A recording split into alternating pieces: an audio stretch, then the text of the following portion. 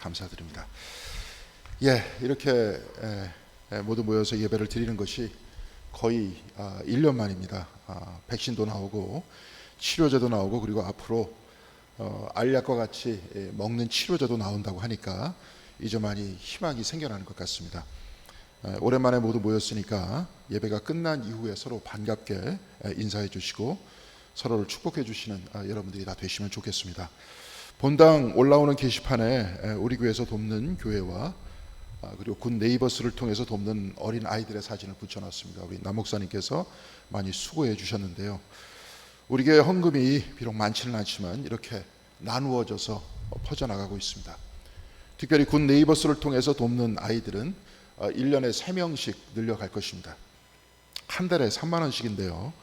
우리들에게는 큰 돈이 아니지만 그 제3세계에 가면 그래도 생활에 많이 도움을 주는 그런 액수입니다.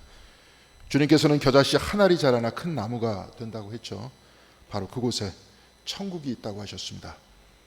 우리의 작은 헌금이 모여서 교회를 돕고 나라 밖 아이들을 돕는 가운데 이 겨자씨 한 알만한 작은 일이 큰 일이 되는 아름다운 역사가 일어날 줄 믿습니다. 또한 교회가 살짝 바뀐 부분이 있죠. 여러분들 보셨겠지만 교회 입구에 과거 양 권사님께서 사시던 건물에 프랜카드로 사람들에게 용기와 힘을 줄 수 있는 식구를 집어넣습니다.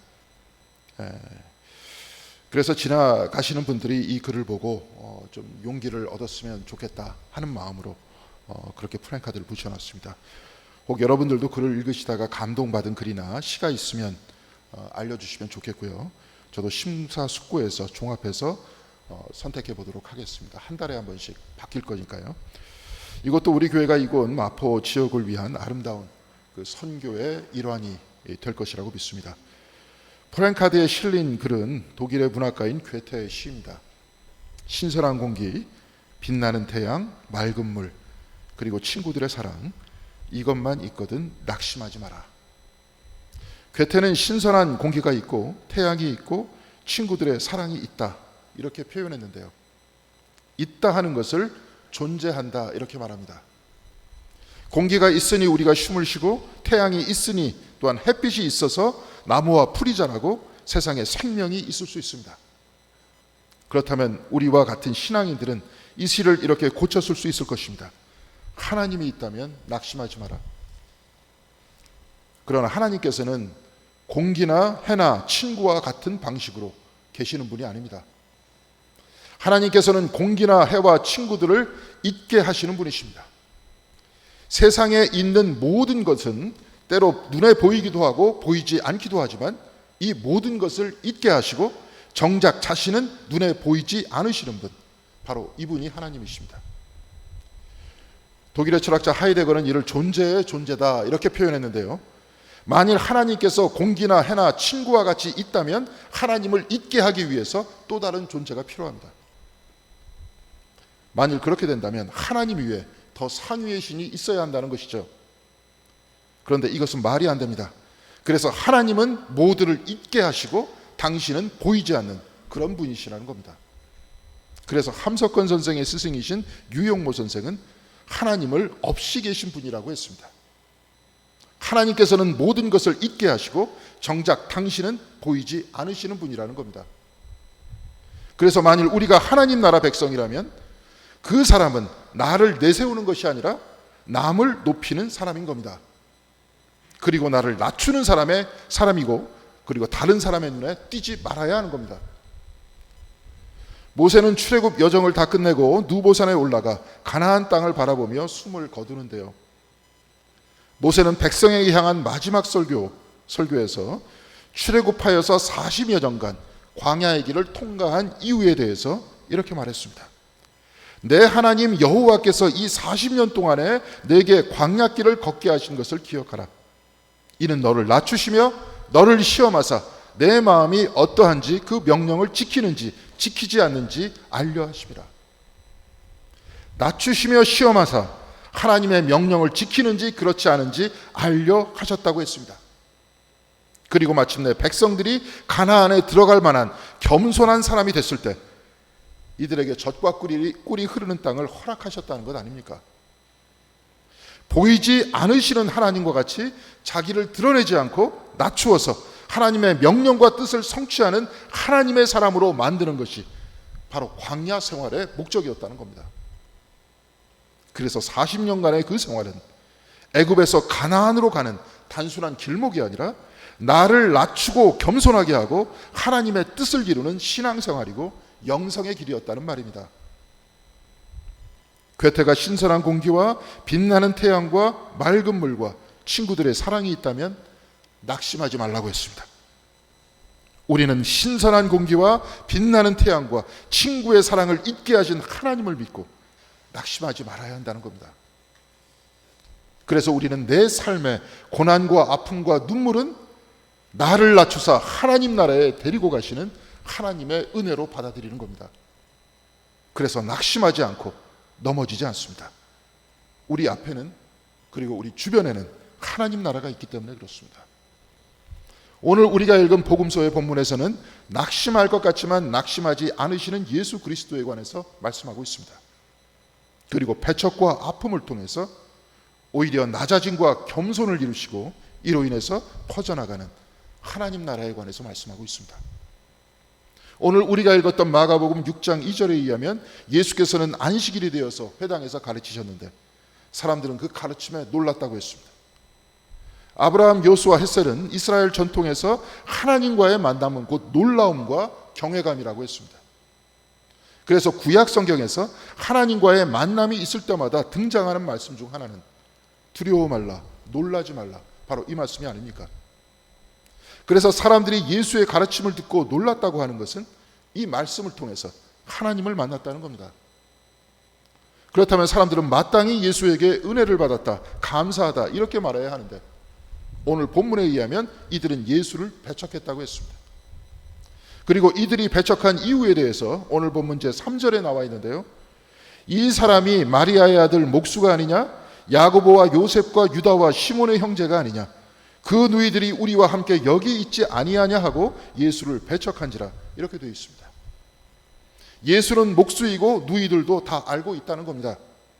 그래서 그는 회당에서 말씀을 전할 사람이 아니라 목공소에서 가구를 만들어야 할 사람이다, 이렇게 말하고 있는 겁니다. 놀라운 말씀을 전해야 할 사람은 내가 모르는 저 신비로운 서기관과 바리새인이어야 하지, 내가 잘 아는 저 사람은 될 수 없다, 바로 이 말이죠. 그런데 사실 배척의 이유를 들면 한도 없고 끝도 없습니다. 오늘 말씀과 같이 내가 안다고 해서 배척하기도 하고 내가 모른다고 해서 배척하기도 합니다. 내 편이 아니라고 해서 배척하기도 하고 때로는 내 편이니까 배척하기도 합니다. 이것이 바로 인간사입니다. 그런데 오늘 본문은 배척이라는 히라버 단어를 스캔달론으로 쓰고 있습니다. 영어로는 스캔들이라고 하는데요, 걸림돌이라는 뜻입니다.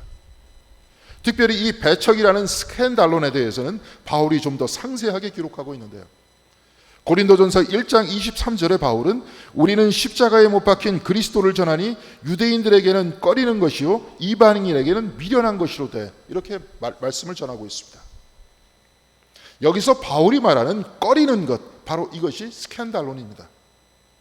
바로 이 꺼리는 것을 통해서, 이 걸림돌을 통해서 하나님께서는 세상의 지혜를 이기셨다고 했습니다. 십자가는 꺼리는 것이요 걸림돌이고 이방인 곧 히라빈에게는 미련한 것입니다.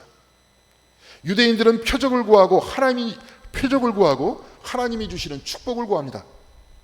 히라빈들은 마음의 평정을 구하고 정신적인 쾌락을 추구합니다. 그런데 십자가는 기적도 아니고 복도 아니고 평정도 아니고 정신적인 쾌락도 아닙니다. 그래서 스캔달론입니다. 꺼리는 것이요 걸림돌이고 미련한 것입니다. 그러나 고린도전서 1장 24절에서 25절까지는 이렇게 기록되어 있습니다. 십자가는 오직 부름받은 자들에게는 유대인이나 헬라인이나 그리스도는 하나님의 능력이요 하나님의 지혜니라. 하나님의 어리석음이 사람보다 지혜롭고 하나님의 약하심이 사람보다 강하니라. 십자가는 이 스캔달론, 곧 꺼리는 것과 어리석은 것이고, 그렇지만 바로 이것이 오히려 하나님의 능력이고 하나님의 지혜라고 했습니다. 왜냐하면 이 어리석은 십자가를 통해 저와 여러분을 포함한 온 세상이 구원을 얻었기 때문에 그렇습니다. 예수께서는 유다의 무리에 의해서 붙들리실 때 마태복음 26장 53절에 의하면 12군단 되는 천사를 동원하여서 적들을 정복하고 복종시킬 수 있다고 했습니다. 그러나 이것은 하나님의 방식이 아니고 예수의 방식도 아닙니다. 이렇게 된다면 모두가 구원받는 것이 아니라 일부만 구원받기 때문에 그렇습니다. 내 편만 구원받고 저 편은 멸망하는 세상의 법칙과 세상의 전쟁과 똑같은 것이 되기 때문에 그렇습니다. 그 구원은 모두의 구원이 아니라 부분적인 구원이 되기 때문에 그렇습니다. 미국의 심리학자이며 영성가인 켄 윌버는 내 편과 저 편 모두를 품어 안는 하나님의 사랑을 무경계다 이렇게 말했습니다. 무경계, 경계가 없다는 것입니다. 내 편과 내 것만 사랑하는 세상의 사랑과는 달리 경계 없이 내 편 저 편 모두를 포용하는 큰 사랑이 하나님의 사랑이고 은혜라는 겁니다. 그래서 예수께서는 십자가까지 낮아지셔서 모두를 품어 안으셨습니다. 십자가 위에서 고난을 받으셔서 이 세상 고난받는 자들을 품으셨습니다. 십자가 위에서 가해자들을 용서하심으로써 모든 죄인들을 용서하셨습니다. 또한 그 위에서 죽으시어서 죄를 짓고 죽은 모든 이들까지도 품어내셨습니다. 그리고 부활하셔서 고난과 죄악과 죽음을 이기셨습니다. 이렇게 해서 세상 모두를 품으시고 부활하셔서 우리 모두와 세상 모두를 구원하신 것 아닙니까? 그래서 십자가의 사랑은 경계와 차별이 없는 무경계의 사랑입니다. 이를 이루시기 위해서 하나님께서는 인간이 되셨고 십자가까지 낮아지셔서 죽기까지 복종하신 것입니다. 우리는 예수를 따르는 하나님의 백성입니다. 그렇다면 우리는 없이 계신 하나님과 같이 십자가의 주님과 같이 낮춰야 하고 내려놓아야 하고 비워야 하는 것입니다. 그래야 그곳에서 경계 없는 하나님의 사랑을 만나고 이렇게 낮아진 사람들이 모일 때 하나님의 나라가 만들어지는 것 아닙니까? 오늘 예수께서는 배척당하셨다 했습니다. 그리고 오늘 복음서의 저자는 이 배척당하는 것을 스캔달론이라는 단어를 사용했습니다. 그리고 이 배척을 통해서 오히려 하나님의 나라가 세워지기 시작한다고 말씀은 전하고 있습니다. 오늘 본문 제5절에 예수께서는 거기서는 아무 권능도 행하실 수 없어서라고 말씀하고 있지만 오늘 본문 제6절 하반절에 이에 모든 촌에 두루 다니시며 가르치시더라 이렇게 말씀하고 있습니다. 고향에서 사람들은 배척했지만 이로 인해서 예수는 모든 촌에 두루 다니셨습니다. 또한 오늘 본문 제7절 이하에 예수께서는 12제자들을 보내어 권능을 주셨다고 했습니다. 그리고 이들은 오늘 본문 제13절을 보면 많은 귀신을 쫓아내며 많은 병자에게 기름을 발라 고쳤다고 말씀하고 있습니다. 사람들은 배척했지만 예수께서는 그 주변 마을을 두루 다니며 하나님 나라를 전파했습니다. 그리고 12명의 제자들은 작은 예수가 되어서 귀신을 내쫓고 병자들을 고쳤습니다. 사람들의 배척, 바로 이 스캔달론, 그 걸림돌과 꺼리는 것을 통해서 오히려 하나님의 나라는 더더욱 커져갔던 겁니다. 그래서 하나님의 나라는 실패함이 없습니다. 실패한 것 같지만 실패한 것이 아니고 진 것 같지만 진 것이 아닙니다. 지금 오늘 목회단상 거기에는 1920년대, 30년대에 활동하셨던 시인이자 부흥사이고 또한 신비가였던 이용도 목사의 글이 소개되고 있는데요. 그분이 쓴 글 중에는 또 이런 시적인 표현이 있습니다. 거기는 나와 있지 않는데요. 약함이 강함을 이긴다. 약한 물이 강한 바위를 부수어 모래로 만든다. 우주 만물의 근원은 강함이 아니요 약이었느니라. 선은 선패 후승이요 악은 선승 후패라. 우리는 이긴 것 같으나 지닌 존재가 아니요 져 가지고 이겨야 할 존재이니라. 우주의 근원은 약함이지만 이 약함이 오히려 강함을 이긴다고 했습니다. 약한 것은 물이지만 이 물이 강한 바위를 부수듯이 선함은 약한 것 같아서 십자가와 같이 항상 패배하는 것 같지만 결국 져서 이기는 것이라고 했습니다. 이용도 목사는 1931년 1월 1일 신년 첫날에 이런 일기를 남겼습니다. 고난은 나의 선생, 가난함은 나의 아내, 겸손은 나의 궁전. 전도하겠다는 허영심을 버리라. 오늘 목회 단상에 기록된 서간집이죠. 교인들에게 보낸 편지에도 이와 거의 비슷한 말씀이 쓰여져 있는데요. 이 말을 항상 가슴에 담고 살았다는 것을 알 수 있습니다. 고난은 나의 선생, 가난함은 나의 아내, 겸손은 나의 궁전, 전도하겠다는 허영심을 버리라. 전도하겠다는 허영심을 버리라. 참으로 놀라운 말인데요. 왜냐하면 그는 약 3년간의 목회 기간 중에 95번의 부흥회를 개최했습니다. 당시 부흥회는 2주에서 3주 정도 개최하는 것이니까 거의 3년 내내 부흥회를 다니면서 외쳤다고 할 수 있습니다. 결핵으로 약할 대로 약해진 몸과 폐를 가지고 설교 도중 때로 피를 토하면서 땀으로 범벅이 되어서 외쳤던 그의 설교를 감신대에서 종교사회학을 가르쳤던 이원규 교수의 아버지이신 모건대 총장 이호은 박사에 의하면 하늘나라에서 예수님의 설교를 듣기 전까지 그렇게 훌륭하고 아름다운 설교는 듣지 못할 것이다. 이렇게 말할 정도였습니다. 폐결핵이 있는 몸을 이끌고 삐쩍 마른 최고의 사람이 3시간에서 4시간씩 2, 3주 동안 부흥회를 이끌면서 설교했습니다. 3, 4시간 동안 설교에도 불구하고 사람들은 시간이 흐르는 것을 몰랐다고 했습니다. 목이 쉬어 목소리가 나오지 않으면 옆에 통역을 세우고 기어 들어가는 목소리로 인해서 손짓 발짓을 섞어가면서 말씀을 선포했습니다. 이렇게 달병과 열정으로 설교했던 이용도 목사가 가졌던 마음은 전도하겠다는 허영심을 버리라, 이 말이었습니다. 왜냐하면 전도는 내가 하는 것이 아니라 하나님께서 하시는 것이기 때문에 그렇습니다. 그는 목사이니까 고난을 선생으로 삼고 가난함을 아내로 삼고 겸손의 궁전 속에서 머물면서 하나님을 선포하고 살 뿐이다, 이 말입니다. 그러면 전도는 내가 하는 것이 아니라 하나님이 하신다, 이 말입니다. 내가 한다 하면서 나를 드러낼 때 그 자체는 이미 허영심이 된다는 말입니다. 오늘 우리가 교독한 고린도후서 12장 2절에서 바울은 14년 전에 셋째 하늘로 이끌려 올라갔다고 했습니다. 그리고 그 사람을 마치 3인칭처럼 사용하고 있습니다. 자기를 드러내지 않겠다는 겁니다. 그리고 낙원으로 이끌려가서 말로 표현할 수 없는 말을 들었으니 사람이 가히 이르지 못할 말을 들었다고 했습니다. 그러나 바울은 5절에 이렇게 말합니다. 내가 이런 사람을 위하여 자랑하겠으나 나를 위하여는 약한 것들 외에 자랑하지 아니하노라. 자기가 무엇을 보았다고 해서 자랑하는 것이 아니라 오히려 내 약한 것을 자랑하겠다고 했습니다. 왜냐하면 하나님께서는 내 은혜가 내게 족하도다 이는 내 능력이 약한 데서 온전하여짐이라 라고 그에게 말씀하셨기 때문에 그렇습니다.